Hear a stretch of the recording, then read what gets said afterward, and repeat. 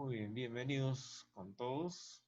Esta es nuestra primera lección del curso de escatología. Esta noche vamos a hablar acerca de los conceptos generales del curso, ¿no? Los prolegómenos. Y vamos a empezar definiendo qué es la escatología, ¿no? Si vamos a estudiar el curso de escatología, tendríamos que entender primeramente qué es escatología. Bueno, la escatología es una rama de la teología sistemática. La teología sistemática, a su vez, es una ciencia que estudia la doctrina cristiana como ha sido revelado en la Biblia, ¿cierto? Entonces, la teología sistemática tiene varias ramas.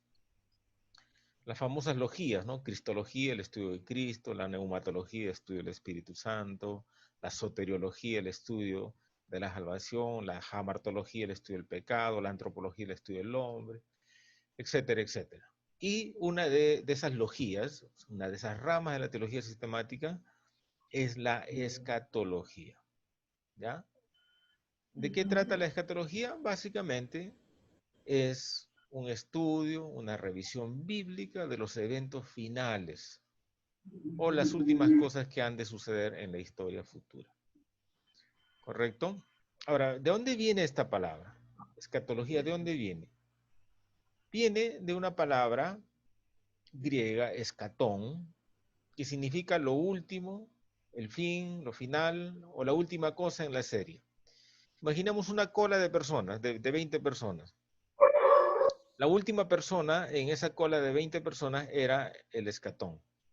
¿Entiendes? Lo último, ¿no es cierto?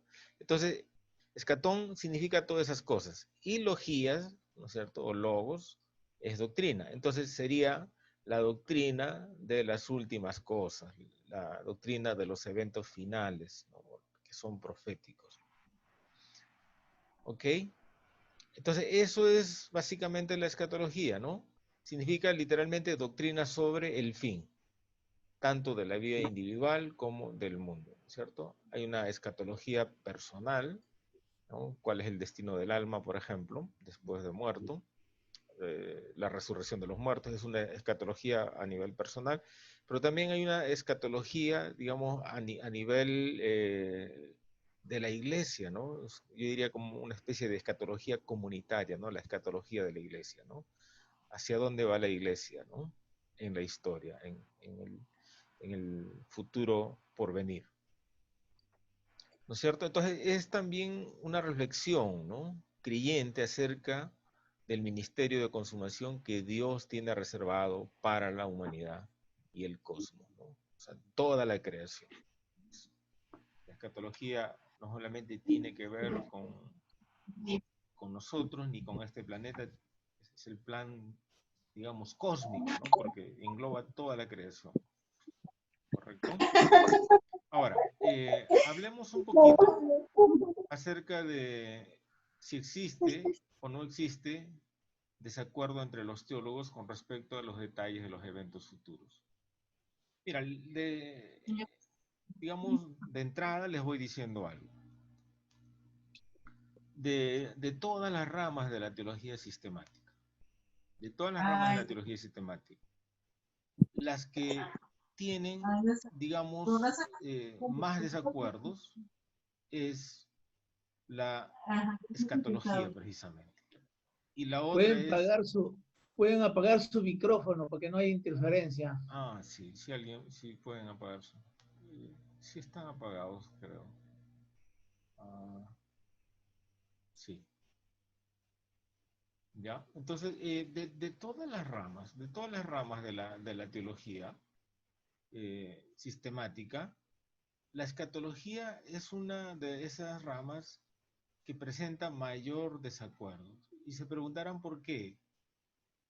Yo creo que tiene que ver con la forma como entendemos la profecía, porque interpretar la profecía no es sencillo, ¿no?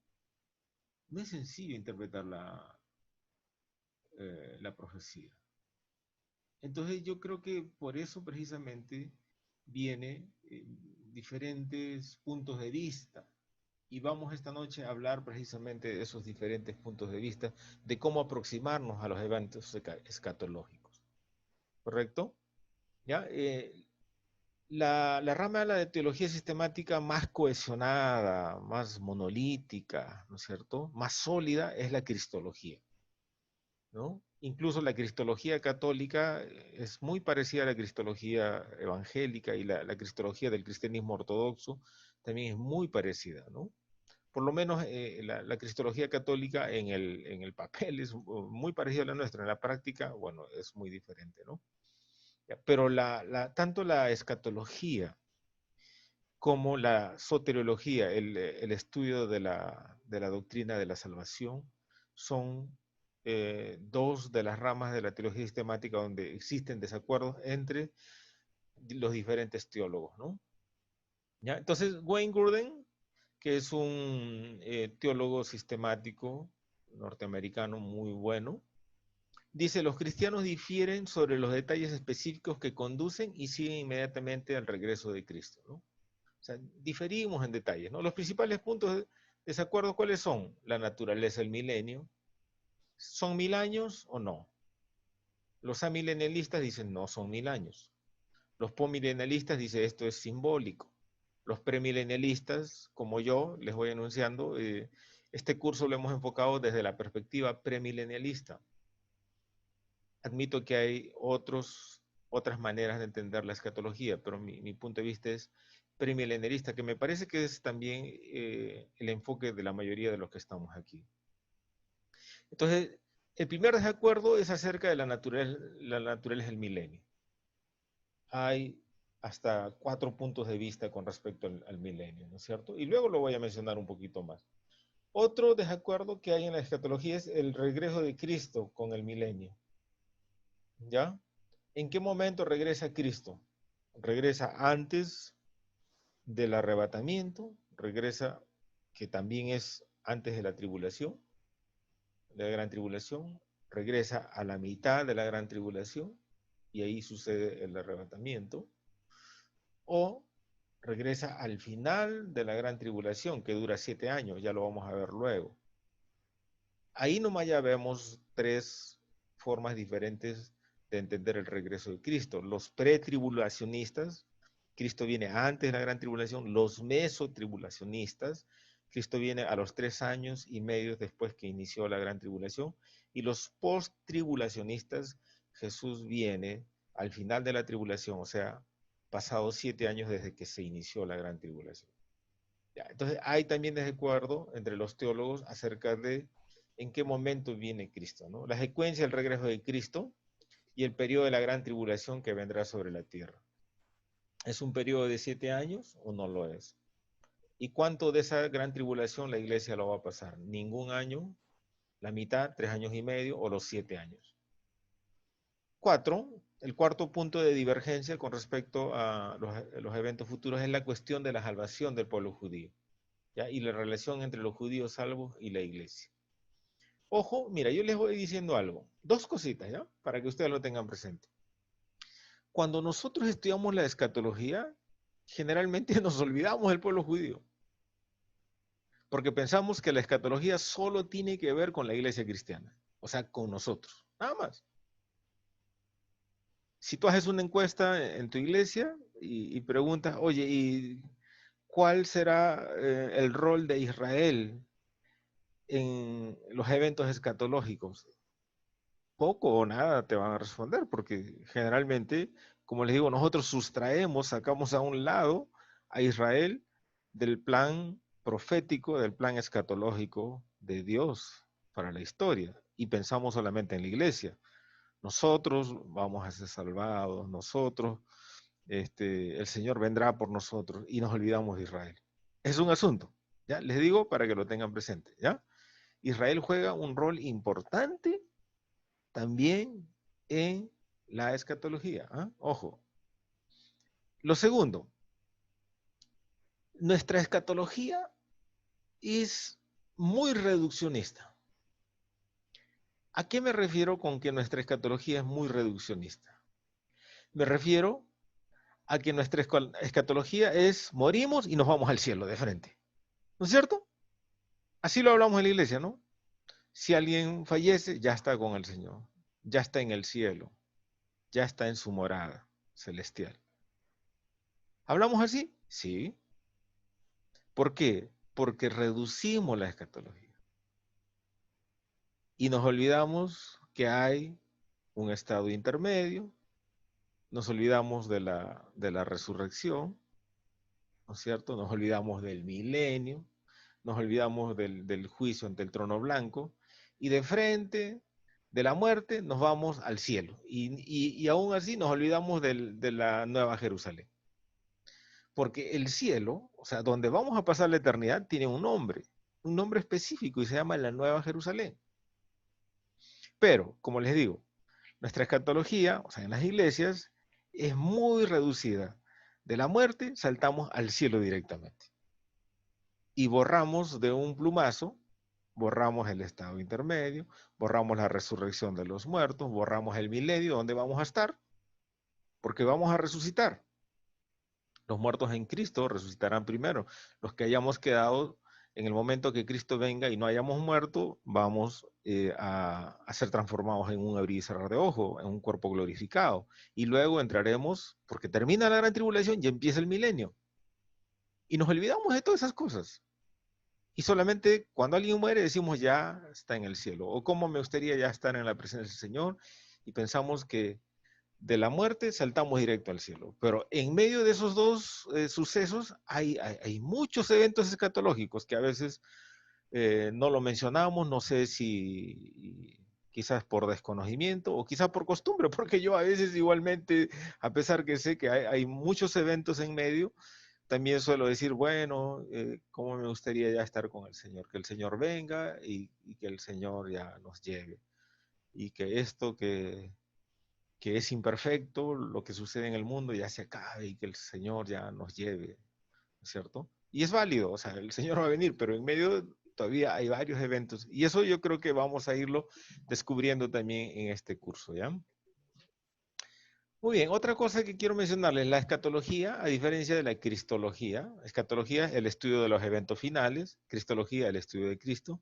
Como dije anteriormente, no es monolítica, no es uniforme, ¿no? Hay por lo menos 4 escuelas de interpretación de los eventos finales y eso lo vamos a ver más adelante. Esta noche lo vamos a ver, ¿ya? Por eso, para entender bien la escatología, les voy diciendo algo, mira, para entender bien la escatología es necesario asumir uno de los 4 puntos de vista que vamos a ver esta noche. Porque si tú no asumes un esquema escatológico, te va a resultar difícil entender la escatología en su conjunto. O sea, sí o sí. Yo he intentado estudiar, por ejemplo, el Apocalipsis sin un esquema, sin uno de esos 4 esquemas, y me resultó difícil poner en orden todas las piezas del tablero. Y cuando los ponía ya no encajaban. La única manera de que todos los eventos escatológicos encajen es que nosotros asumamos uno de los 4 enfoques escatológicos, ¿ya? Que lo vamos a mencionar luego. Lo vamos a mencionar luego, ¿ya? Entonces, para fines de este curso, la posición que vamos a asumir es el premilenialismo, o sea, creemos en un milenio de 1000 años, ¿no es cierto? No sé si todos aquí, los que estamos presentes, creemos en un milenio de 1000 años, creemos en el regreso de Cristo, creemos que va a haber un arrebatamiento, ¿no es cierto?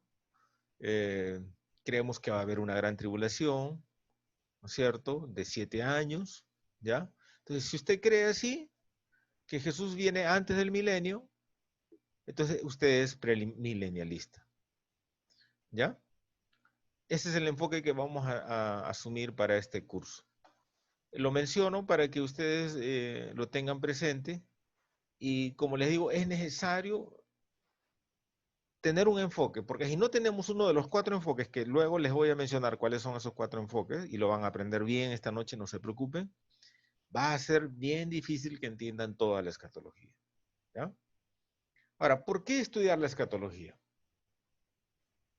Por lo menos yo encontré 4 cosas por las cuales debemos de estudiar la escatología.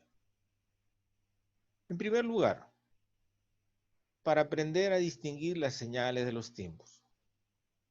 Jesús nos dijo que tenemos que poner atención a los sucesos que están suscitándose en la historia para darnos cuenta que su venida está cerca. En Mateo 16:3, en este discurso largo que le llaman el discurso escatológico de Jesús, ¿no? De Mateo 24, cuando le piden las señales de su venida y él da las señales de su venida. Él dijo que tenemos que aprender a distinguir las señales de los tiempos, ¿no? Y en Lucas 21:30 igualmente. Entonces, al ver las señales de los tiempos, la iglesia tiene que prepararse.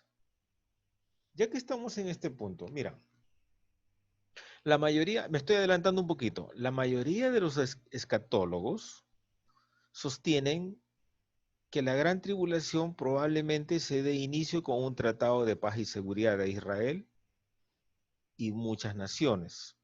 Generalmente se entiende sus naciones enemigas son los pueblos árabes. Y sabes que ayer 13 de agosto, Israel firmó un tratado de paz con los países árabes. Firmó ayer. Esto me dice algo. Jesús dijo y reclamó, ustedes saben ver las nubes cuando va a llover y cuando no, pero son incapaces de distinguir las señales de los tiempos. Y yo creo que los tiempos nos están diciendo algo, nos están dando un mensaje. Esto no está en el curso, de pronto lo voy a agregar, pero ¿qué piensan ustedes? La segunda venida del Señor, ¿va a ser totalmente secreta o vamos más o menos a darnos cuenta cuándo va a venir? ¿Qué piensan ustedes? De- La segunda venida. Jesús dijo que vendrá como ladrón en la noche, ¿no? claro, todo ojo ¿Sí? lo verá, dice, Sí, ¿no? Todo el ojo de la ya. Pero pueblo. la proximidad a la Dime, segunda venida nos va a sorprender digamos, en un lenguaje sencillo, ¿nos va a sorprender en frío la segunda venida? ¿O no, nos vamos a dar cuenta más o menos, no el día exacto, porque nadie lo sabe, claro. sino más o menos nos vamos a dar cuenta que ya estamos cerca? ¿Mm? Pero, Yo creo que depende en qué posición estamos. Para el mundo, el Señor vendrá como ladrón en la noche. Ellos los agarrar fríos. Pero para el pueblo de Dios, no. ¿Por qué? Porque el Señor nos dio señales. Mateo 24, en 1 Tesalonicenses y en 2 Tesalonicenses, Apocalipsis, Daniel, las 70 semanas de Daniel. O sea, para el creyente, la segunda venida no le va a tomar por sorpresa, porque el Señor nos dio señales. Por eso nos dijo que tenemos que aprender a distinguir esas señales, a estar alerta a esas señales. Pero para el que no es creyente, el Señor va a venir como ladrón en la noche y allí será el lloro y el crujir de dientes. ¿Me entiende? ¿Por qué? Porque nosotros tenemos una ventaja. ¿Cuál es la ventaja? Tenemos la palabra de Dios, que es la Biblia, la revelación de Dios. Y la revelación de Dios, que es la Biblia, nos está mostrando eventos, digamos, que han de suceder antes de su segunda venida. Entonces, esto de que ayer se firmó un tratado de paz, algo me dice, algo me está diciendo. No puedo yo ignorar esta señal de los tiempos. No puedo ignorarlo de ninguna manera, porque el Señor algo está tratando de decirme. Entonces, no lo he incluido en este curso, yo creo que debía haberlo incluido, pero la otra semana les voy a volver a entregar y ahí lo voy a incluir, ¿ya? Ahí vamos a mostrar los pasajes que muestran esos dos puntos de vista. La venida del Señor como algo como se dice, fortuito, algo inesperado, y la venida del Señor como algo que más o menos nos vamos a dar cuenta. ¿Ya? Eso lo vamos a una ver. pregunta, A ver, adelante, pastor. adelante. Este, o sea, cuando dice todo ojo lo verá, ese es en la segunda venida. Claro. Es que también hay En la segunda venida. eso, sí, hay varias cosas, Daniel. Mira, este, algunos piensan, los mesotribulacionistas, viene Jesús a la mitad de la tribulación, ¿no es cierto? Pero viene, digamos, no a la tierra misma, ¿no? Sino vienen las nubes y ahí sucede el arrebatamiento. Y al final de la gran tribulación ya viene, digamos, hasta la tierra misma. Y ese es uno de los puntos débiles que le señalan al mesotribulacionismo. El premilenialismo dispensacionalista lo soluciona como ellos dicen: Jesús viene antes de la gran tribulación y la iglesia no pasa la gran tribulación. Eso dicen los premilenialistas dispensacionalistas. Todo ojo lo verá, ¿no es cierto? ¿Ya? Y los premilenialistas históricos dicen: Jesús viene al final de la gran tribulación. Y da a entender, porque Jesús cuando viene también sucede el arrebatamiento. Da a entender que la iglesia pasa los 7 años de gran tribulación. Y hay otro punto de vista que dice: no, la iglesia pasa la mitad de la gran tribulación o los principios de dolores. Pero ¿cómo solucionan? Porque sucedería que viene 2 veces. Uno a llevar a su pueblo en el arrebatamiento a la mitad y al final viene otra vez. Y Jesús no puede venir 2 veces en su segunda venida, solamente va a venir una sola vez. O Entonces, sea, perdón. en el mesotribulacionismo, ¿cómo lo solucionan? Dice: la primera vez, ¿no es cierto?, viene en las nubes, ¿no? Y el pueblo es, como dice Pablo, seremos arrebatados, ¿no? ¿No? Y estaremos, ascendemos y estaremos con el Señor. Y la segunda vez ya viene desde donde partió, ¿no? ¿De dónde partió Jesús en su segunda venida? Del monte de los olivos. ¿Se acuerdan? Hechos 1, ¿no? Así como le viste partir, así va a volver. Entonces, algunos, Vale. basado en ese pasaje, dicen que va a volver exactamente desde donde partió, o sea, del monte de los olivos. Ya, ¿Ya? o sea, una pregunta. O sea, cuando Jesús, en 2 Tesalonicenses, Ya, cuando nos habla en Tesalonicenses de que Jesús vendrá al tocar trompeta, los muertos en sí, Cristo resucitarán exacto. y los que hayan quedado vivos juntamente serán arrebatados ahí con los muertos, ¿cierto? Jesús no va a pisar tierra, sino va a estar en el aire, nos encontramos con Exactamente. Jesús. Ese ¿Sí? es ese es el Entonces, mesotribulacionismo, dice: ahí no pisa tierra. Nosotros eh, subimos, ascendemos en un cuerpo claro, glorificado, transformados. Los muertos en Cristo resucitan y los que están vivos son transformados en un hervir y cerrar de ojos. Pero al final de la gran tribulación viene y, como quien dice, pisa tierra, ¿no? Viene en caballo blanco, que está descrito en Apocalipsis, ¿no? Como Señor, Rey ya, de Reyes y Señor de Señores, ¿no? Y viene con una o sea, espada aguda para herir a las naciones. Y ahí derrota al anticristo. O sea, la derrota del anticristo sí o sí es al final de la gran tribulación, ¿ya? Y viene para vencerle, ¿no? Pero el o sea, arrebatamiento, es que son diferentes puntos de vista. Por eso les digo, la escatología, queridos, es una de las ramas de la teología más, digamos, dispersas, digamos, donde hay muchos puntos de vista, ¿no? Por eso es importante ubicarnos en un sistema, porque si no nos ubicamos en un sistema, entonces ya es difícil entender toda la escatología. Entonces, como nos vamos a ubicar en el sistema premilenial, perdón, y mesotribulacionista, yo creo que ahí vamos a lograr que se encaje cada uno de los eventos, ¿ya? Muy bien. Otra razón por la cual nosotros debemos estudiar la escatología es pues para darnos ánimo, ¿no? Porque al estudiar la escatología entendemos que no estamos solos, que Cristo va a venir a salvarnos del mal que impera en el mundo. Cristo va a vencer a Satanás y el mal, ¿cierto? Lo va a apresar en el milenio y finalmente lo va a lanzar al lago de fuego y azufre, como está al final de Apocalipsis, ¿no? Y algo importante, nos va a ser parte de su triunfo final y definitivo.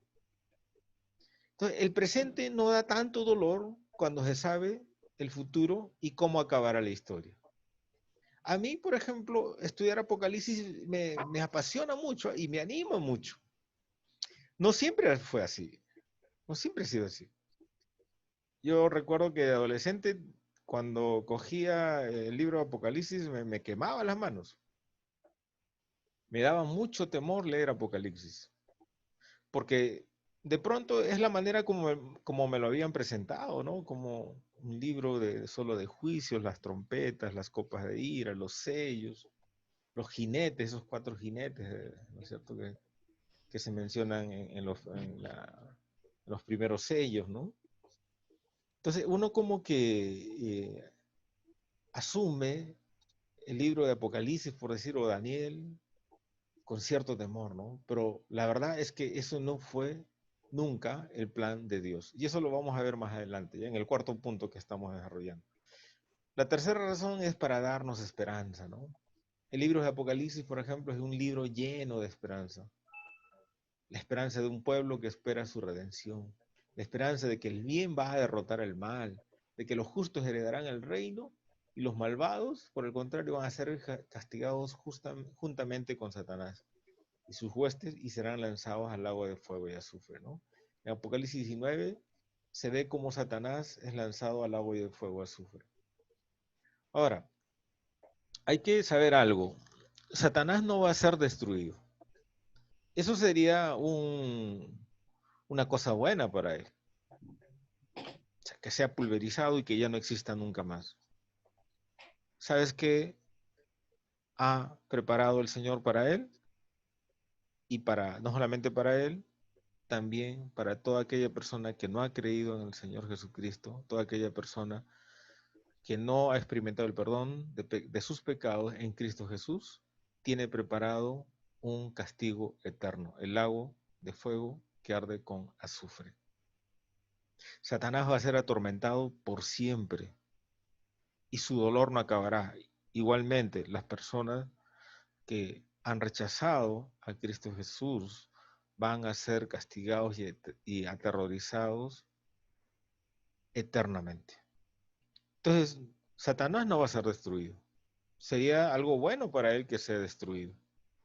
Va a suceder algo peor. ¿Y sabes cuál es eso peor? Que va a ser atormentado por los siglos de los siglos. O sea, por la eternidad futura.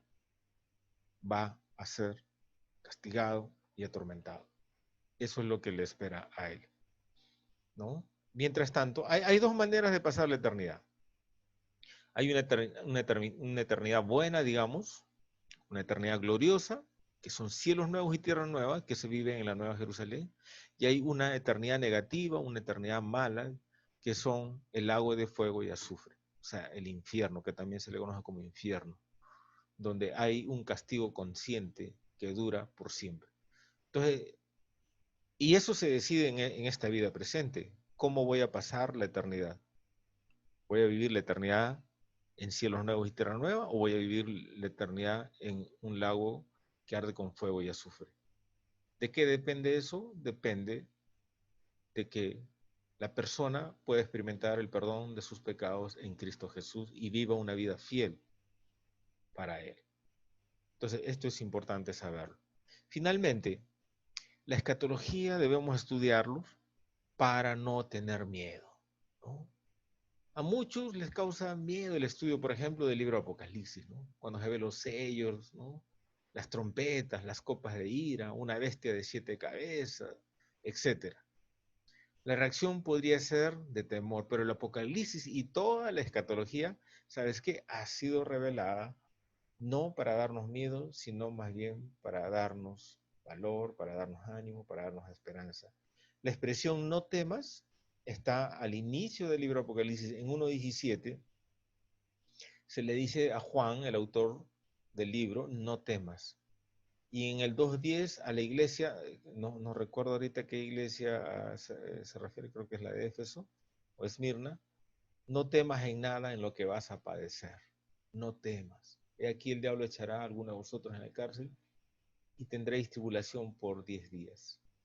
Sé fiel hasta la muerte y yo te daré la corona de la vida. O sea, esos pasajes, díganme si no da esperanza. Son palabras del Señor, no temas.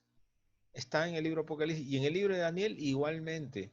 En el 10:12 aparece esta expresión no temas. Y en el 10:19, una vez más, no temas.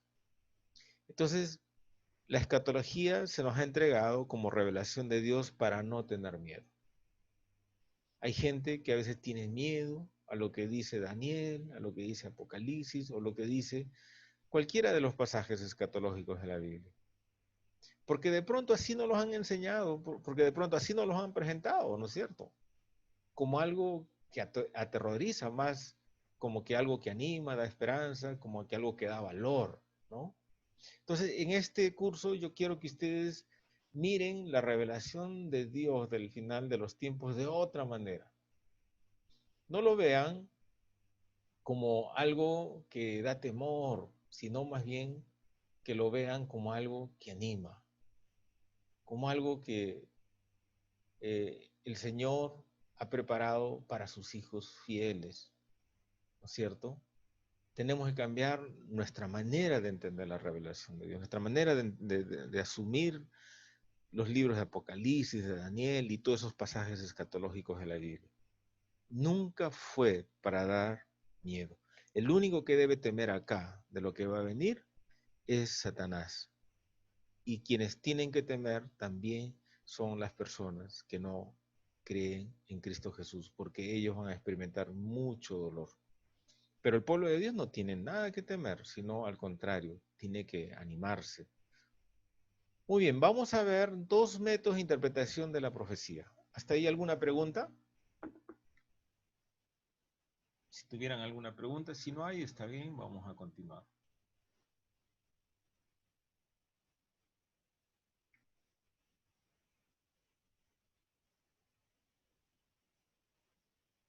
No hay, ¿no? Ok, entonces vamos a hablar los dos métodos de interpretación de la profecía, ¿correcto? Como ya se ha mencionado, hay varias formas de entender los eventos futuros o simplemente la profecía. Esos puntos de vista surgen del método de interpretación con los cuales se aborda la profecía bíblica. Dichos métodos pueden ser totalmente opuestos a veces, ya hasta irreconciliables entre sí. DeWitt Pentecost, en su obra titulada Los eventos del porvenir, plantea dos métodos de interpretación a saber, o sea, cómo se interpreta las profecías. Se interpreta desde un punto de vista alegórico y se interpreta desde un punto de vista literal. ¿Ya? Primero vamos a ver el método alegórico. El método alegórico es un método muy antiguo, ¿no? Ya fue utilizado en los primeros siglos por los padres apostólicos. Los que llevaron el curso de Historia de la Iglesia Primitiva saben perfectamente lo que son los padres apostólicos, ¿no es cierto? Eran los discípulos de Jesús. Ahora, básicamente lo que ellos estaban creyendo es que lo literal ocultaba un significado que en realidad es espiritual, o sea, le daba un significado espiritual a cada cosa. Hoy en día también yo he encontrado mucha enseñanza, mucha interpretación de la Biblia, muy alegórica, ¿no? Tal cosa representa algo, ¿no?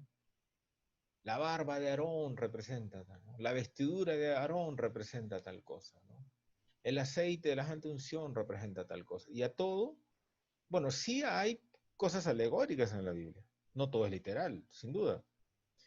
Pero hay a veces maneras de interpretar donde llegamos a alegorizar todo. O sea, pensamos que lo literal, o sea, lo que aparece escrito, en realidad está ocultando un significado más profundo que es espiritual. ¿Ya? Entonces, una de las maneras de leer la profecía y los eventos escatológicos es el método alegórico. Ahora, ¿en qué consiste el método alegórico? Como dice Angus y Green, ¿no? Citado por este autor, DeWitt Pentecost, dice, cualquier declaración de hechos supuestos que admite la interpretación literal y que sin embargo requiere o admite precisamente una interpretación moral o figurada, se denomina alegoría. La alegoría es la narración o la historia, lo que la metáfora es a las palabras individuales, pues le agrega al significado literal de los términos empleados otro significado moral y espiritual. A veces la alegoría es pura, es totalmente alegórica.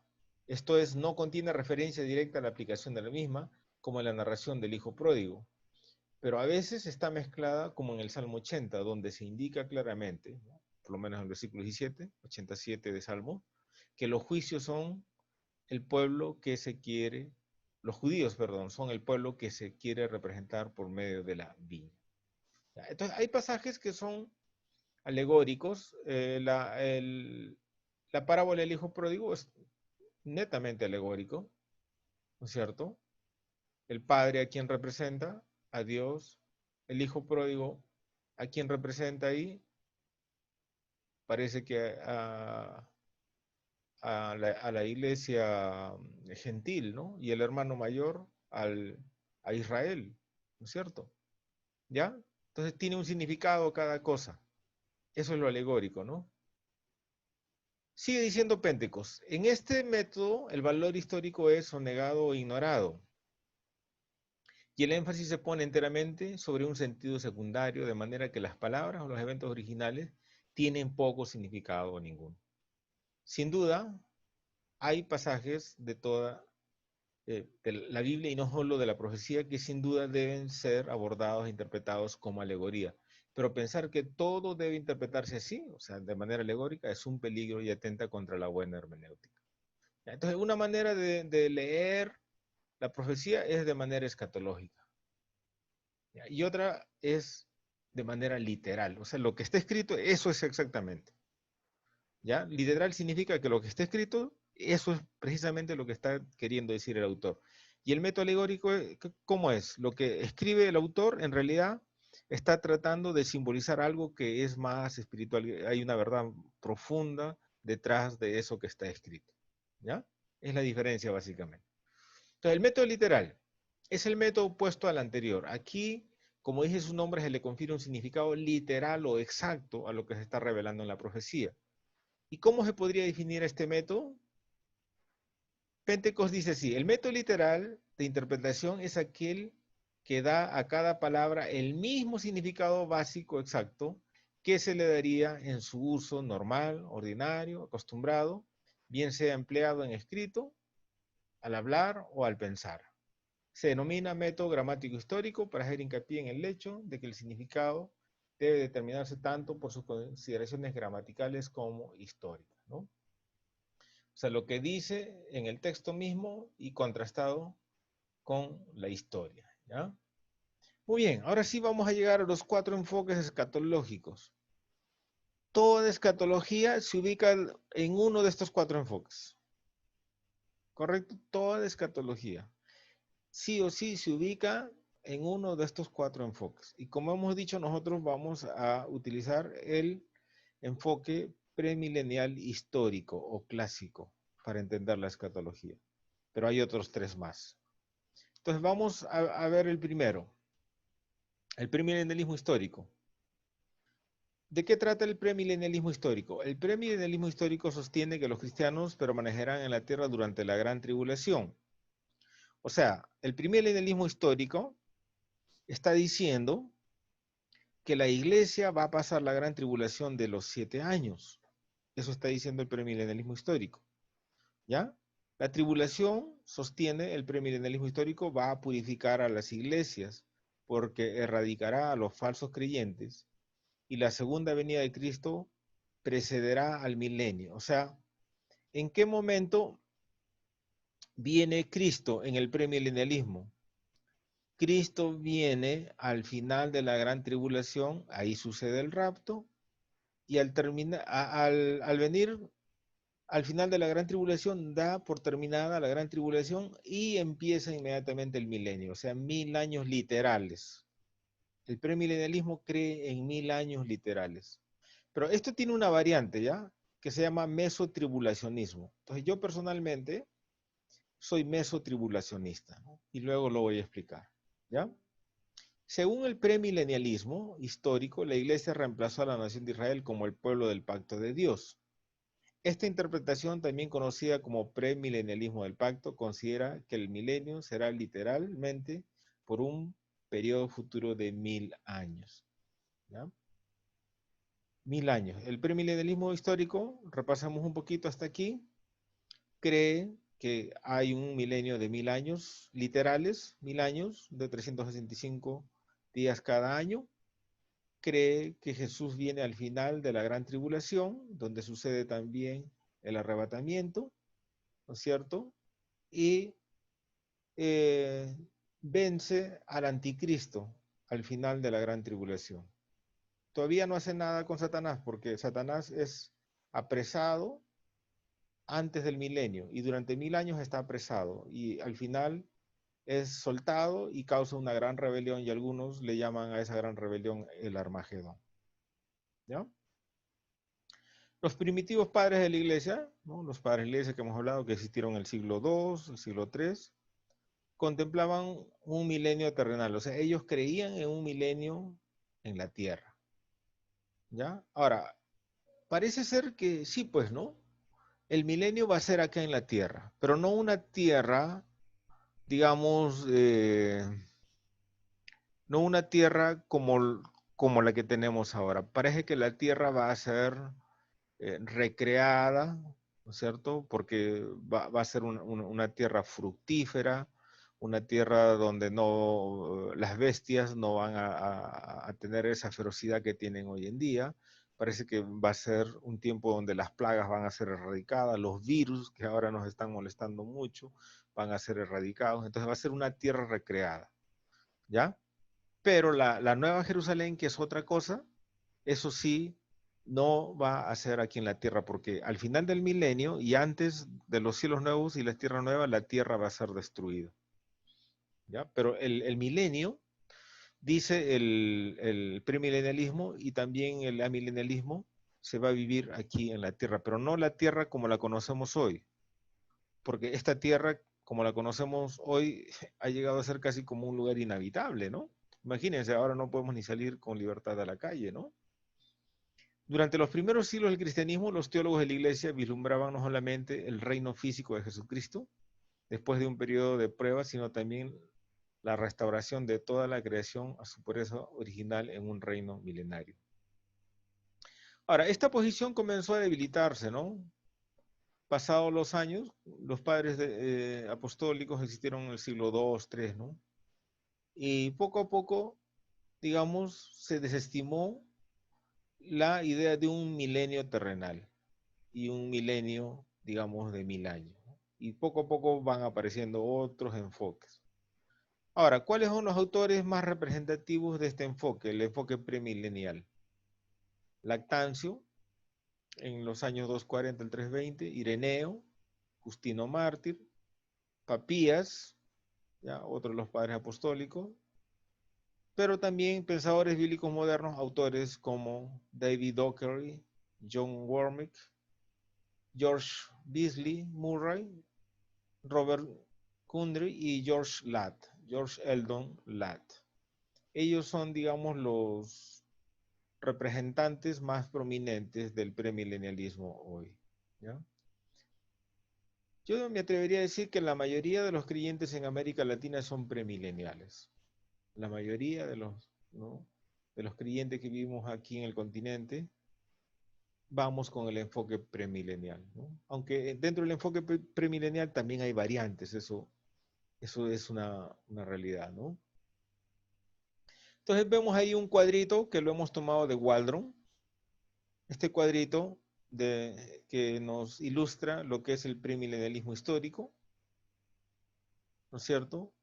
Nos muestra que hay un milenio de 1000 años y que Cristo en su segunda venida viene antes del milenio, pero viene también al final de la gran tribulación, aunque hay variantes al premilenialismo. Hay los mesotribulacionistas, o sea que Jesús viene a la mitad de la gran tribulación. ¿Y cuánto dura la gran tribulación? 7 años, o sea que vendría a los 3 años y medio, ¿no? Así como lo dijo Daniel, no viene exactamente al Monte de los Olivos, sino viene en las nubes, ¿no? Y la iglesia sube más bien para tener el encuentro con él, ¿no? Pero luego ya viene con todo su ejército y eso está al final de Apocalipsis. Ahora, hay otro tipo de premilenialismo, ¿ya? Además del premilenialismo histórico, hay un premilenialismo dispensacionalista. Esto es muy popular hoy en día, ¿no? Hay mucha gente que es dispensacionalista. Esto he encontrado cuando converso con personas, hay muchas personas que son dispensacionalistas. Según la interpretación premilenial y dispensacional, Jesús regresa a la tierra después de una tribulación de 7 años y va a reinar durante 1000 años. ¿Será un reino de paz en la tierra? Además, Dios va a entregar a la nación de Israel la tierra prometida en Génesis 15:18, desde el río Egipto hasta el río Éufrates, todo el territorio que poseyó el rey Salomón. La mayoría de los premilenialistas dispensacionales son pretribulacionistas. ¿Qué significa eso? Que Jesús viene antes de la gran tribulación. O sea, ¿qué están diciendo los dispensacionalistas? Que la iglesia no pasa la gran tribulación. No sé cómo ustedes habían entendido este asunto. No sé cómo habían entendido ustedes. ¿Creen verdaderamente que hasta aquí, cuál ha sido su punto de vista con respecto a la gran tribulación? Con sinceridad, o sea, no sé si una o dos personas pudieran intervenir. O sea, ¿cómo entendías tú? ¿La iglesia va a pasar la gran tribulación, la mitad de la gran tribulación o toda la gran tribulación? ¿Alguien puede mencionar su punto de vista? Y no vamos a descalificarle aquí ni nada. Solamente queremos saber nomás su punto de vista.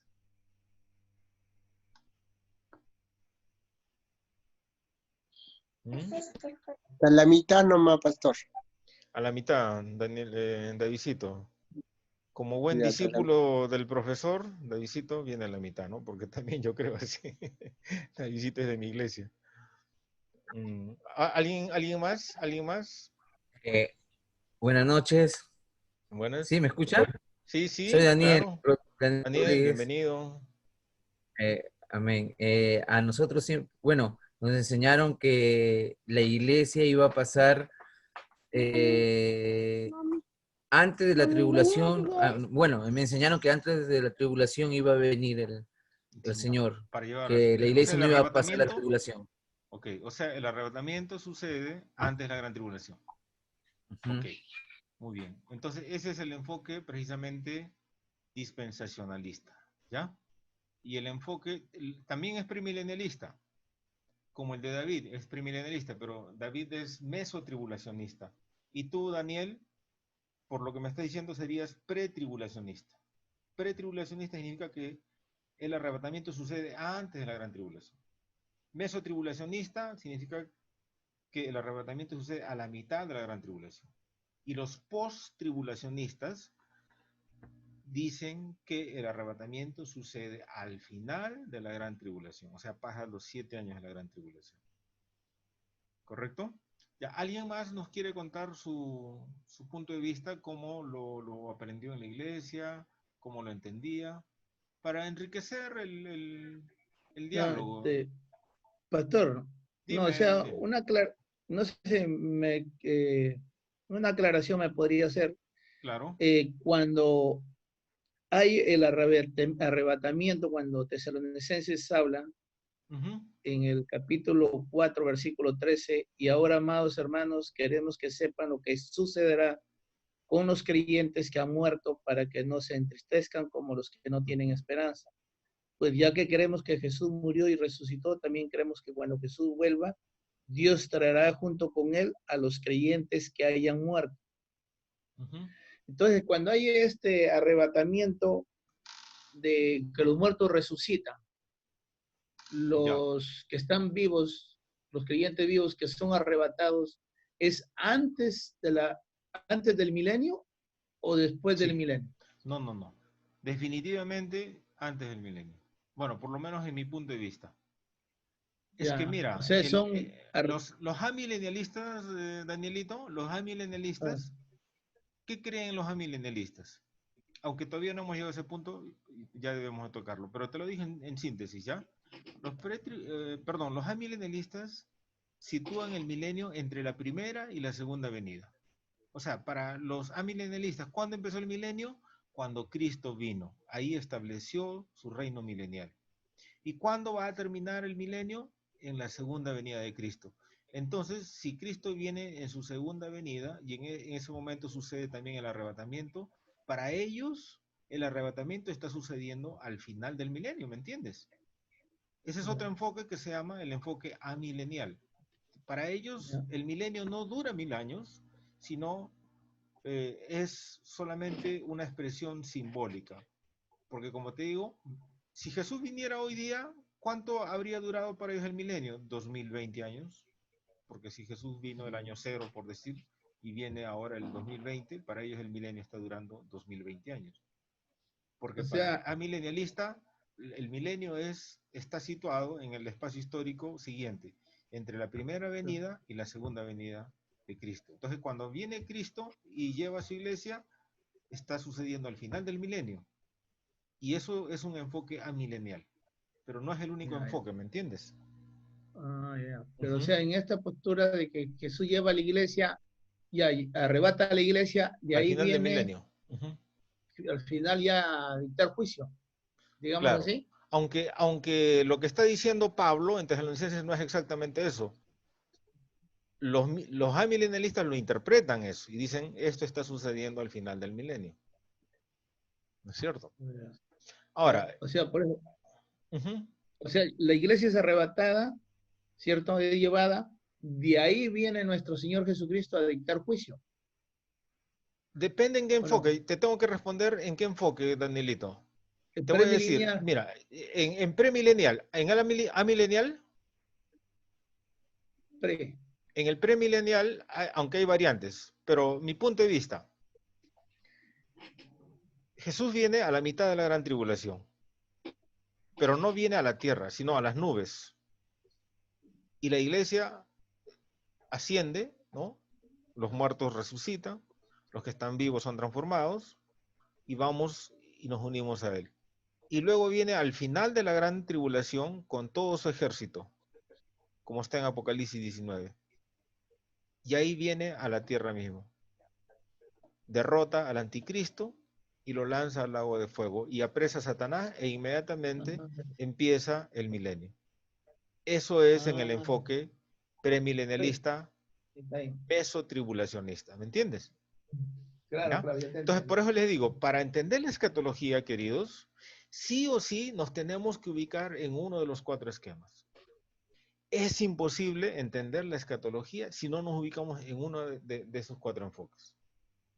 Y como les dije desde el inicio, el enfoque que yo he asumido es el enfoque premilenialista. Creo un milenio de 1000 años, creo que todavía no ha llegado el milenio. El amilenialista nos está diciendo ya estamos viviendo el milenio. No siento que estamos viviendo el milenio con estos virus y todo, no creo que esto sea el milenio, ¿no? ¿Me entienden? Sin embargo, el amilenialista piensa así, ¿no? Ahora, las cuatro escuelas, los cuatro enfoques tienen pasajes bíblicos, ¿me entienden? Pero a mí, y por algo soy premilenialista, a mí me parece que el premilenialismo tiene más base bíblica que los otros enfoques, ¿correcto?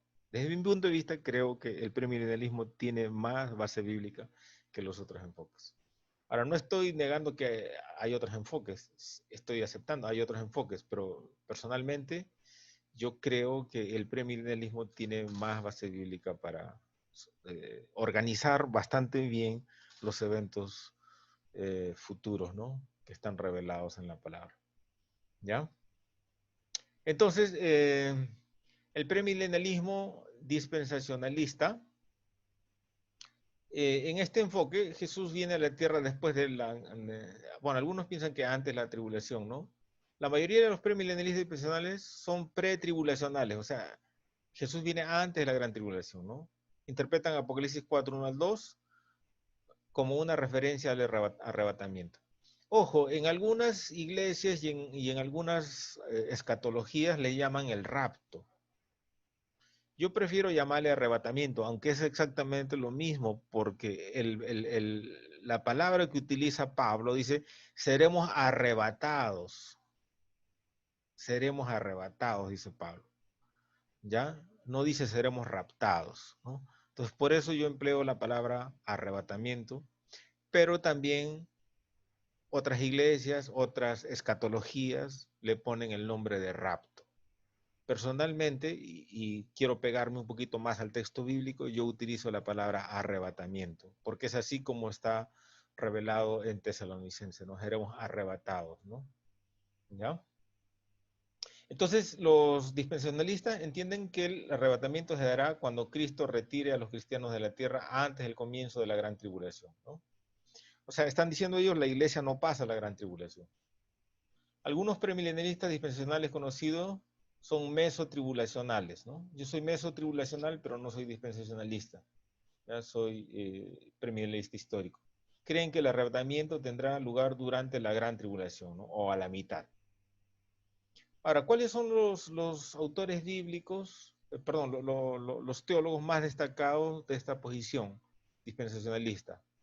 Darby, Scofield, había una Biblia Scofield, ¿se acuerdan? En antaño, y él interpretó casi todo en función a dispensaciones, ¿no? Por eso se llama dispensacionalismo, porque se habla de dispensaciones, ¿correcto? Y Scofield en su Biblia anotada de Scofield, que fue muy famosa en los años 80, ahora ya casi nadie lo utiliza, él dividió, digamos, los eventos futuros en dispensaciones, por eso se llama dispensacionalismo. Ya, Ironside también, Archer, ¿no? Barnhouse, ¿no? Lindsay, Smith, MacArthur, John MacArthur, el teólogo que conocemos, ¿no? Charles Ryrie, yo tengo la Biblia de estudio Ryrie, es muy buena, también es dispensacionalista. Stanley y Geisler y Tim LaHaye también, Tim LaHaye, que es un autor muy reconocido también, ¿no? Digamos como que el premilenialismo dispensacionalista es como el que está de moda hoy en día, digamos. El premilenialismo histórico empezó en los primeros años de la iglesia, ¿no? Siglos II, III, ¿ya? Pero ahora, digamos como que la moda está puesta en el dispensacionalismo, ¿no? Y amilenialismo se ha debilitado mucho, hay pocos amileniales. Y postmileniales también hay muy pocos postmileniales, ¿no? Ya, entonces, si pudiéramos ver el premilenialismo dispensacional o dispensacionalista, en un gráfico sería esto, ¿no? También creen un milenio y 1000 años, pero ellos creen que Cristo viene, ¿no es cierto?, antes de la gran tribulación. Y ellos hablan de un rapto, ¿no? Un rapto. Aunque yo, como les digo, prefiero llamarle arrebatamiento, ¿no? Porque el texto dice seremos arrebatados, ¿ya? Que es antes de la gran tribulación. El amilenialismo, ¿cómo es el amilenialismo? El amilenialismo sostiene que Jesús vendrá otra vez, pero que Él no va a reinar literalmente sobre la tierra durante 1000 años. Entiende, en cambio, que el milenio simboliza el reino de Cristo en la vida de su pueblo, desde el comienzo de la iglesia hasta su segunda venida. Por eso les digo, o sea, el milenialismo cree que el amilenialismo, perdón, cree que el milenio empezó con la primera venida de Cristo y terminará con la segunda venida de Cristo. Vale decir, para el amilenialista, nosotros estamos en este momento viviendo ya el milenio. ¿Por qué? Porque ya vino Cristo en su primera vez, pero todavía no ha venido en su segunda vez. Entonces, para ellos, el tiempo presente equivale al milenio que está mencionado en el libro de Apocalipsis, ¿no? Entonces, ellos dicen que Cristo venció a Satanás, ¿no? Y restringió su poder sobre la tierra en su primera venida. Entonces, ahí se inició el milenio, dice. Cristo, porque en Apocalipsis dice que Satanás es apresado antes del milenio. Ahora, los amilenialistas dicen que eso sucedió cuando Jesús fue crucificado. Apresó a Satanás. ¿Ya? Entonces yo que soy premilenialista tengo problemas para poder asumirlo así. Yo creo que Satanás está operativo o no lo pueden ver. Sí, gente que mata, gente que hace mucho daño.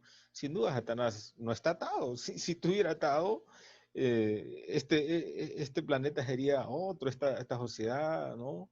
Sería totalmente diferente, ¿no? Entonces, a mí me parece que ese es el punto débil del amilenialismo y por eso no soy amilenialista, ¿no? Porque uno tiene muy poca base bíblica y por otro, por mis propios sentidos, no puedo yo aceptar de que ya estamos viviendo el milenio. Entonces, ellos dicen que cuando Cristo vuelva, va a derrotar inmediatamente a los poderes del mal, ¿no? ¿Ya? Y va a resucitar a los santos y a los impíos los va a juzgar y los va a enviar a su destino eterno. ¿Cuáles son los autores más representativos del amilenialismo? Martín Lutero, el gran reformador, Calvino también, ¿no? Moulins también, Kuyper, Percover, ¿no? Hobbes, Granz, Packer. Este también es un autor muy famoso, ¿no? J.I. Packer, ¿no? ¿Ya? Y en la antigüedad parece que Agustín de Hipona, que vivió en el 354 al 430, también fue amilenialista. ¿Ya? Entonces, esto como que estuvo de moda en la época de la Reforma, ¿no? ¿Ya? Y el premilenialismo histórico como que tuvo mucha fuerza en los primeros siglos. Y como les digo, el que tiene mucha fuerza hoy en día es el premilenialismo dispensacional, ¿no? Esto es lo que más se escucha en las iglesias a veces es esto, ¿no? Premilenialismo dispensacional, ¿no? Es que nos han predicado ya dentro de un esquema, entonces nosotros hemos aprendido de la escatología dentro de un esquema, sin saber que habían 4 esquemas, ¿no es cierto? Recién probablemente algunos de ustedes están enterando, bueno, había estos 4 enfoques, ¿no? Finalmente, bueno, ahí está el esquema del amilenialismo, ¿no es cierto? El milenio está entre la primera venida y la segunda venida, ¿no? Y luego ya entramos directo al estado eterno. Y por eso le digo, yo tengo problemas con esto. Yo creo que el milenio no ha sucedido. Anhelo el milenio, les digo con sinceridad.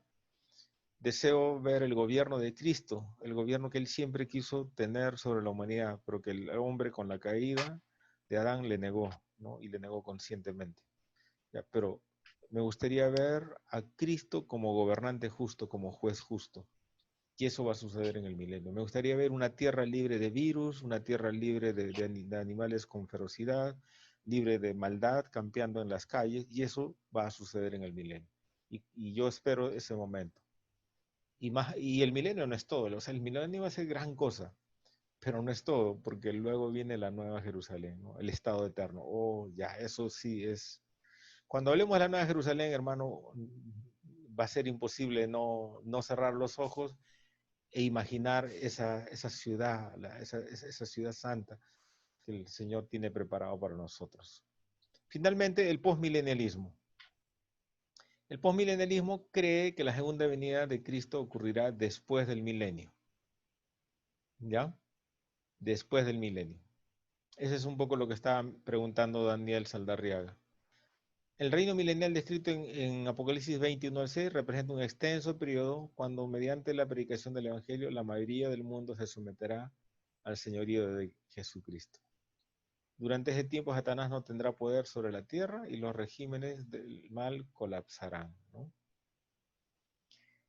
Dice el milenio será precedido, o sea, antes del milenio hay una gran tribulación. Algunos cristianos carismáticos se adhieren a un premilenialismo de dominio, ¿no? Que enseña que Dios tiene amarrado a Satanás gracias al movimiento carismático contemporáneo, ¿no? Una vez que la iglesia reconozca la plenitud de su poder por medio del Espíritu Santo, la iglesia establecerá el reino de Dios sobre la tierra y posibilitará el comienzo del milenio en una época ideal. ¿Ya? ¿Qué piensan ustedes? ¿Satanás creen ustedes que está atado actualmente? ¿O está operando? Operando. Está operando, ¿no? Eso podemos verlo, o sea, no Está queda duda. operando. Claro, ¿no? Entonces, si ustedes tienen, digamos, la convicción de que Satanás no está preso, sino está operando, no son ni amilenialistas ni postmilenialistas. La única posibilidad es que sean premilenialista dispensacional o premilenialista histórico. Solo hay esas dos posibilidades, ¿no? ¿Ya? A ver, vamos O sea, Satanás va a ser destruido ya. No, destruido no. Antes del milenio es apresado. Y después del milenio es lanzado al agua de fuego y azufre. Pero nunca destruido. Como les dije, que Satanás sea destruido sería un premio para él.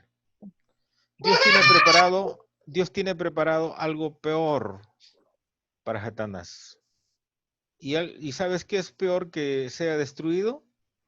Es que sea atormentado por los siglos de los siglos. Y eso es algo que Dios tiene precisamente para Satanás. Y no solamente para Satanás, sino para todos aquellos que han rechazado su nombre. La destrucción total sería magnífico para él. Desaparecerlo, ¿no? Claro, sería para él lo mejor, o sea, destruido. Pero Claro, Satanás claro. no va a ser destruido, va a ser atormentado por siempre, que es mucho Ah, peor. ya. Está bien, está bien. Ujú. Y eso a veces se enseña así, va a ser destruido, destruido, ¿no? Ahora estamos más No, claros. no, destruido no va a ser. Va a ser Ya, ya, apresado ya. durante el milenio y al final del milenio va a ser lanzado al agua de fuego y azufre. Y ahí va a ser atormentado por siempre. Entonces, ahí está el esquema del postmilenialismo, ¿ya? El milenio es la edad de la iglesia, sostienen ellos, ¿no? Es muy parecido al amilenialismo. Ahora, quiero que vean este cuadrito y yo creo que ahí vamos a terminar por esta noche. Hemos hablado mucho. El anticristo veremos la otra semana. ¿Ya? Vamos a verlo de una manera Estamos sinóptica. agarrando ya el gusto. Sí. Mira, vamos a ver de una manera sinóptica los 4 enfoques. Los eventos que están acá, qué eventos suceden y qué es lo que cree el premilenialismo dispensacional, el premilenialismo histórico, el amilenialismo y el postmilenialismo. ¿Correcto? Yo lo voy a leer, ustedes sigan ahí, ¿ya? Ahora, ante la pregunta, ¿volverá Jesús físicamente? ¿Cuándo será la segunda venida de Jesús? Primero, ¿va a volver Jesús físicamente? Premilenialismo dispensacional, sí. Los 4 dicen sí, sí, sí, sí. Sí viene. Aunque en el mesotribulacionismo viene físicamente, pero no a la tierra, sino en el cielo, ¿no? Y al final de la gran tribulación viene a la tierra, amigo. Ahora, ¿cuándo será la segunda venida de Jesús? Los 4 responden así. El dispensacionalista, ¿cómo responde? Después de una tribulación de 7 años antes del milenio. ¿Ya? Aunque la mayoría responde antes de la gran tribulación. El premilenialismo histórico, ¿cómo responde? Después de una tribulación de 7 años antes del milenio. Y ahora, el amilenialista, ¿cómo responde? A la pregunta, ¿cuándo vendrá Jesús? Dice, en cualquier momento. El momento exacto no es importante para ellos. No es importante. Porque para ellos ya estamos viviendo el milenio. Para el postmilenialista, ¿cuándo viene Jesús? Después del milenio. ¿Se dan cuenta? Porque ellos también piensan que la era de la iglesia, o sea, el tiempo que estamos viviendo es el milenio. ¿Mm? Entonces ya ustedes más o menos, si tú no tenías, digamos, un esquema definido, más o menos por esto ya tú te vas a ubicar. Ah, yo creo que soy dispensacional, yo creo que soy histórico, yo creo que soy amilenialista o postmilenialista. ¿Ya? Yo les estoy mostrando las formas como ellos creen los 4 enfoques, las 4 escuelas. Ahora, el arrebatamiento y la segunda venida de Cristo son hechos simultáneos, o sea, son hechos que suceden a la misma vez, el arrebatamiento y la segunda venida. El dispensacionalista que dice, no, entre un acontecimiento y otro hay un periodo de 7 años, ¿no es cierto? Porque la iglesia es primero arrebatada y luego recién viene Jesús, ¿no? ¿Ya? En cambio, el premilenialismo histórico dice el arrebatamiento y la segunda venida suceden simultáneamente, el resto 3. Solo los dispensacionalistas están diciendo no. ¿Habrá una gran tribulación? ¿Cómo responde el dispensacionalista? Sí va a haber una gran tribulación. El premilenialista histórico sí va a haber. El amilenialista dice la tribulación tiene lugar en cualquier época de persecución a los cristianos o cuando hay guerras y catástrofes. Entonces, como que el amilenialismo mezcla el milenio y la gran tribulación juntos, ¿no? Porque si la gran tribulación sucede en cualquier época de persecución, pero a la vez ya estamos en el milenio, entonces ellos mezclan tanto milenio como tribulación. Y yo creo que no, yo creo que son 2 épocas diferentes. La gran tribulación es una y el milenio es otro. Primero va la gran tribulación en el esquema que yo tengo y luego viene el milenio. Pero ellos como que lo están mezclando los dos en uno. El postmilenialista que dice con respecto a si va a haber o no va a haber una gran tribulación, dice, la tribulación es el conflicto entre el bien y el mal que existe desde la muerte y la resurrección de Jesús.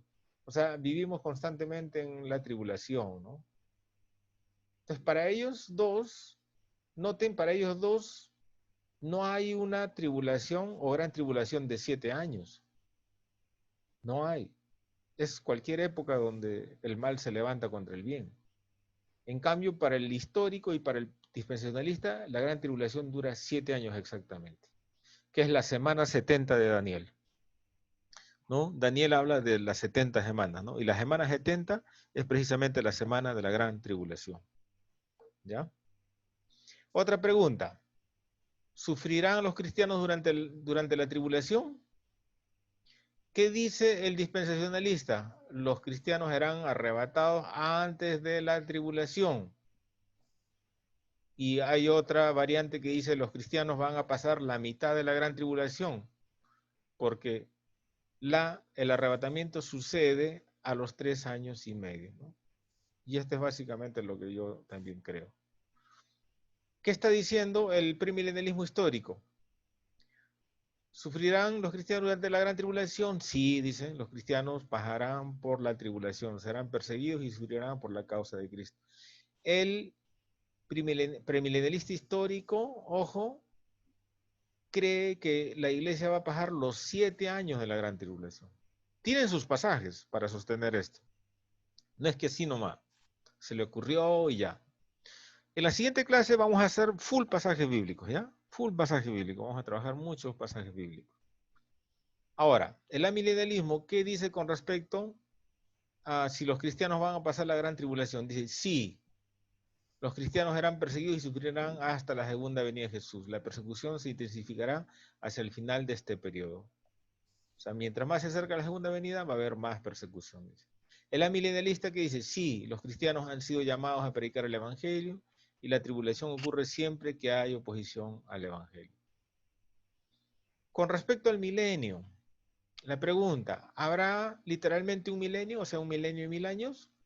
El dispensacionalista dice, sí, después de los 7 años de la gran tribulación viene el milenio, ¿no? Viene Cristo y ahí va a darse inicio el milenio. El histórico también dice, sí, esto sucede después de la gran tribulación. Cristo va a venir y va a reinar 1000 años. El amilenialista que dice, no, no cree en un milenio de 1000 años. El milenio, dicen ellos, se refiere al reino de Cristo en los corazones de los creyentes, ¿no? Lo ponen, digamos, de una manera alegórica, ¿no? Los postmilenialistas que dicen, no, el milenio se refiere a un periodo de paz en que el evangelio llegará a todo el mundo. Ahora, la pregunta, ¿quiénes serán salvos? Los 4 dicen solo los cristianos, solo los cristianos. ¿Ya? Otra pregunta, ¿el Estado moderno de Israel es pertinente para interpretar las profecías del Apocalipsis? O sea, lo que pasa en Israel nos indica lo que está pasando también a nivel de la profecía. Los 4 dicen sí. Como yo les dije al inicio, generalmente nuestra escatología sustrae a Israel, lo deja a un lado y todo lo centra en la iglesia, o sea, en nosotros, ¿no? Así hablamos, ¿no? La iglesia, siempre hablamos de la iglesia, la iglesia, la iglesia, y nunca hablamos de Israel. Y la verdad es que los últimos tiempos tienen que ver mucho con Israel. Y este tratado de paz que se firmó ayer, algo nos está tratando de decir con respecto a las señales de los tiempos finales, ¿ya? Lo que algunos dicen que Israel es el reloj escatológico de la humanidad. O sea, lo que pasa en Israel nos indica más o menos si la venida está cerca o no. Jesús dijo, cuando veáis que el verano está cerca, no, pero cuando veáis que la hoja reverdece, sabéis que el verano está cerca. Y literalmente Israel ha reverdecido, porque esas tierras eran áridas. Pero desde que llegó Israel a su tierra en 1948, el desierto se ha vuelto verde. Y Jesús dijo, cuando las hojas reverdezcan, sabréis que el verano está cerca. Y cuando habla del verano, está hablando de su segunda venida. Entonces, lo que pasa en Israel nos va a indicar qué está pasando en el reloj escatológico de la historia, ¿ya? Hay que ponerle mucha atención a Israel, ¿ah? Como le digo, nosotros solamente miramos lo que pasa en la iglesia cristiana, y nada más. Nos olvidamos de Israel. Dios va a hablar a través de Israel y nos va a enviar muchas señales a través de lo que está pasando en Israel. Finalmente, la pregunta, ¿cuándo se generalizó esta perspectiva? o sea, el dispensacionalismo, desde 1860 más o menos, ¿no? Últimamente su aceptación ha aumentado. Como le digo, es casi como el punto de vista de moda hoy en día. El premilenialismo histórico fue posiblemente la primera interpretación del fin de los tiempos, ¿no? Surgió a fines del siglo I, es antigua. El amilenialismo se generalizó en el año 400 con Agustín de Hipona, como vimos, y goza de favor en la actualidad, aunque también ha caído en desuso ya. Hay pocos amilenialistas. Y el postmilenialismo es posible que ya se aceptara desde el año 300. En la actualidad no goza de mucho favor. O sea, hay pocos postmilenialistas. Hay una cantidad pequeña de amilenialistas y hay muchos premilenialistas. Y de entre los dos premilenialismos, el que es más popular es el dispensacional, ¿no? Que sostiene que la iglesia no va a pasar la gran tribulación, Cristo viene antes de la gran tribulación. ¿Ya? Muy bien, ¿alguna pregunta con respecto a lo que hemos avanzado? Yo sé que hay muchos conceptos, ¿no es cierto? Hay mucho para digerir. Ustedes pueden ver el material nuevamente con mayor pausa, mayor detalle, y pueden ver este video porque lo vamos a grabar, ¿no es cierto? ¿Ya? Y también les voy a enviar libros para que puedan leer. Pero hay mucho, ¿no? Y yo creo que el tiempo también nos ha dado, debemos de parar ya, ¿no? Yo no quiero seguir dando, porque necesitamos, como quien dice, procesar, ¿no? Todo esto, ¿no? Digerir todo lo que hemos oído esta noche, ¿ya? Pero como resumen, es importante tener o ubicarnos en uno de estos cuatro enfoques para entender toda la escatología, porque si no, no vamos a lograr entender la escatología, ¿ya? ¿Alguna pregunta de alguno de ustedes que quieran hacer?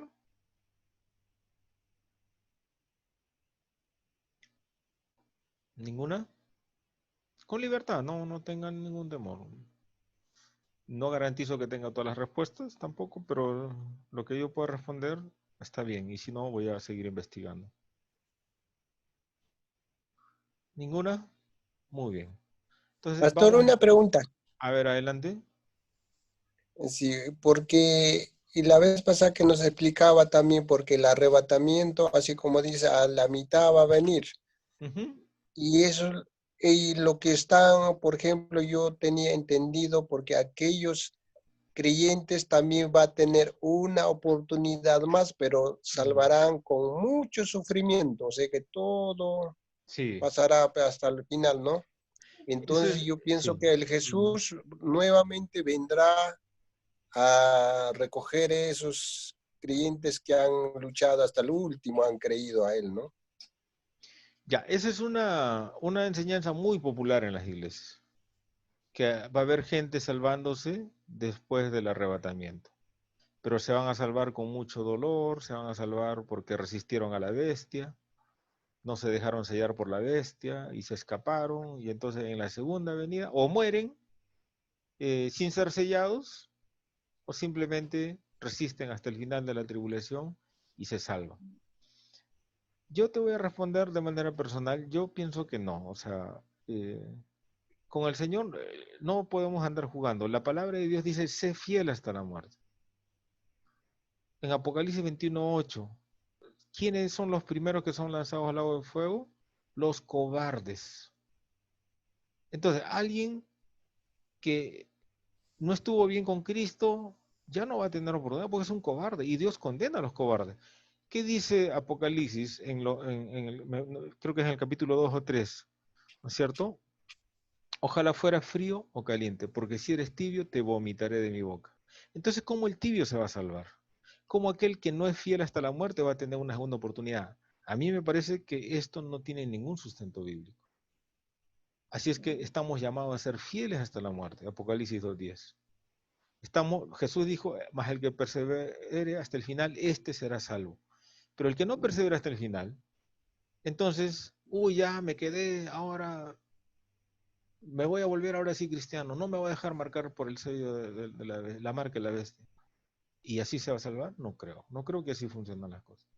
Y estoy mostrando pasajes que sustentan lo que yo pienso, mi punto de vista. O sea, la vida cristiana es una vida cristiana radical y de valientes. Dios no nos ha dado espíritu de cobardía.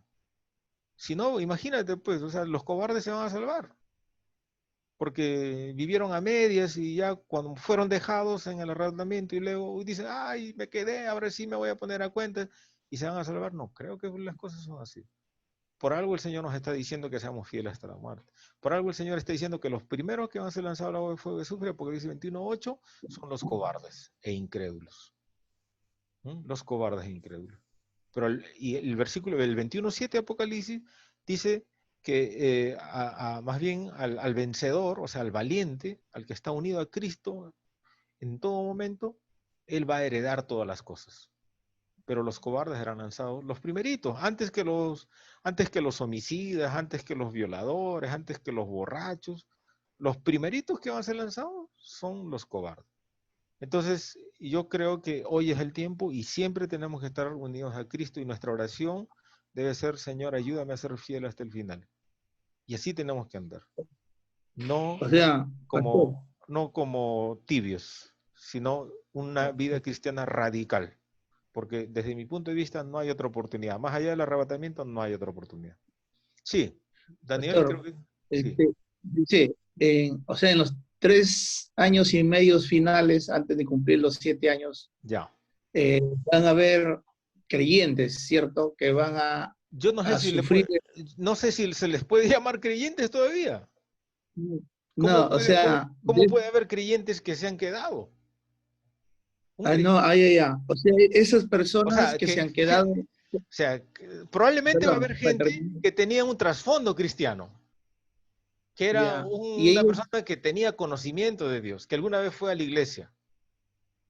ya, Pero, pero pero, pero lo que yo sostengo, si no fue capaz con la ayuda del Espíritu Santo, con la presencia de Cristo Jesús y con la compañía de sus hermanos de la iglesia, si no fue capaz de ser fiel hasta la venida de Cristo, menos va a ser capaz en la gran tribulación, la segunda mitad, lo que sucede es terrible. Las copas de ira, el gran hambre, el sello o la marca de la bestia. O sea, si no fue capaz de salvarse ahora que tenemos la presencia del Espíritu Santo que nos da fuerza, recibiréis poder cuando haya venido sobre vosotros el Espíritu Santo, entonces me seréis testigos. Ahora tenemos ese poder para ser testigos. ya, Después del arrebatamiento, el Espíritu es quitado, la iglesia es quitada. Esa persona que se queda no va a tener esa fuerza espiritual para sostenerse fiel, porque esa fuerza espiritual nos la da el Espíritu Santo. Entonces, si ahora no es capaz de ser fiel, yo creo que después del arrebatamiento menos va a ser capaz de ser fiel. o sea, dentro de la marca la bestia, Ya. entonces van a haber creyentes perseguidos porque no se marcaron, no se pusieron la marca la bestia. Ese es en los 3 años. Sí, depende, Danielito, del sistema donde nos encontramos. Mira, en el esquema que yo tengo, la marca de la bestia sucede a la mitad de la gran tribulación. Y para ese entonces la iglesia ya no está. Entonces, a nosotros no nos preocupa la marca de la bestia, porque ya no estamos acá. ¿Me entiendes? Pasaremos los 3 años y medio, que es principio de dolores. Pasaremos los seis primeros sellos. El séptimo sello son los que han salido de la gran tribulación, ¿no es cierto? O sea, salen de esos 3 años y medio y son arrebatados. Después de los 7 primeros sellos vienen las 7 trompetas y hay mucho dolor ahí. Y luego vienen las 7 copas de ira, hay mucho dolor ahí, pero la iglesia ya no está, porque la iglesia solamente está hasta el sexto o digamos hasta el séptimo sello. Pero en las trompetas, en las 7 trompetas y en las 7 copas de ira ya no está. Y a mí me parece que las 7 trompetas y las 7 copas de ira suceden en los 3 años y medio segundos, ¿no? O sea, la segunda mitad de la gran tribulación, que son 3 años y medio. ¿Sí? ¿Me dejo entender? Sí, claro, sino que ¿Ya? o sea, dentro de la marca la bestia, Ya. o sea, no me quedó claro, dentro de la marca la bestia va a ser dentro de los 3 primeros años y medio. No, es en la Justo segunda. Entonces, al inicio de la segunda mitad, donde la iglesia ya no está. Porque ya, pero porque entonces, o sea, el anticristo se revela, hace cesar el sacrificio. Al inicio hace un tratado de paz. Eso vamos a ver en la otra clase. ¿Ya? Al inicio es un tipo carismático, parece que va a ser una figura política y religiosa a la vez, pero va a empezar como político. ¿Ya? Va a traer digamos, solución a los grandes problemas de la humanidad. Pero pasado 3 años y medio se va a revelar tal cual es, y se va a hacer adorar. Se va a sentar, parece que en ese tiempo ya va a ser construido el templo de Jerusalén, y se va a sentar en el templo de Jerusalén y lo va a profanar. Pero esa es en la segunda mitad de la gran tribulación, donde la iglesia ya no está. ¿Me entiendes? Y ahí es donde él hace marcar. Ahora, la otra semana vamos a hablar de la marca. ¿Es un chip o no es un chip o es una marca en el cuerpo? O sea, ahí todo el mundo se va a marcar, ya no hay persecución de Dice que quienes fueron marcados rechazan. todos, ricos, pobres, grandes, chicos, libres, esclavos, dice que fueron marcados. ¿Mm? Porque, ¿cómo se llama? A veces nos han enseñado que los que no se marcaban la bestia con el número de la bestia iban a ser llevados a la guillotina. Eso nada que ver. Sí, probablemente los que no se dejen marcar, pero al final todos van a ser marcados. Porque el texto dice, la otra semana lo vamos a ver. A ver, acá está, creo que acá está, ¿ven? Lo grabas porque debe estar posiblemente la otra semana. No me quiero adelantar, Donelito, pero justo, a ver. Justo aquí hablamos del anticristo, es lo que vamos a hablar la otra semana. La marca, ¿no? Mira, el texto bíblico, ¿dónde está? A ver. A ver, un ratito, ¿ya?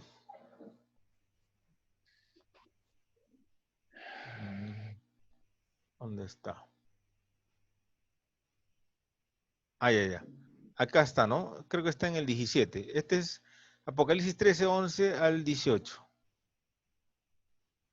Ya, acá está, mira. Dice así.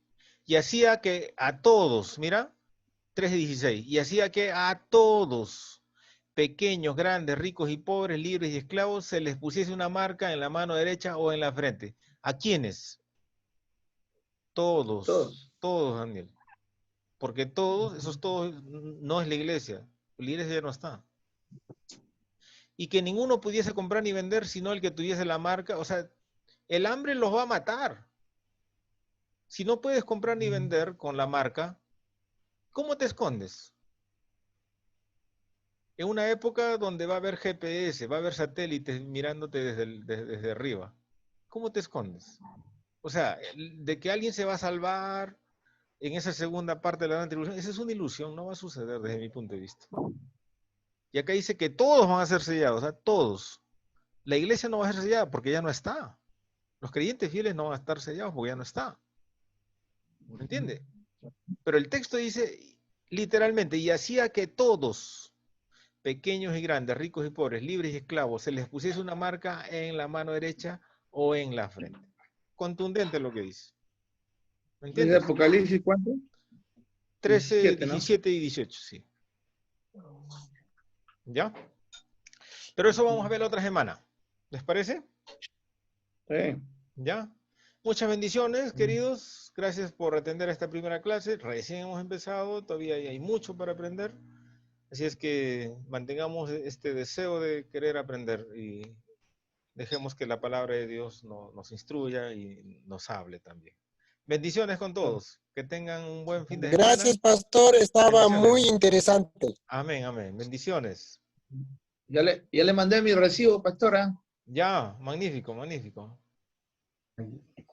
Entonces, bendiciones, pastor. Gracias. Gracias, bendiciones. Ya. Chao, chao. Bendiciones. Ya, Gracias. bendiciones.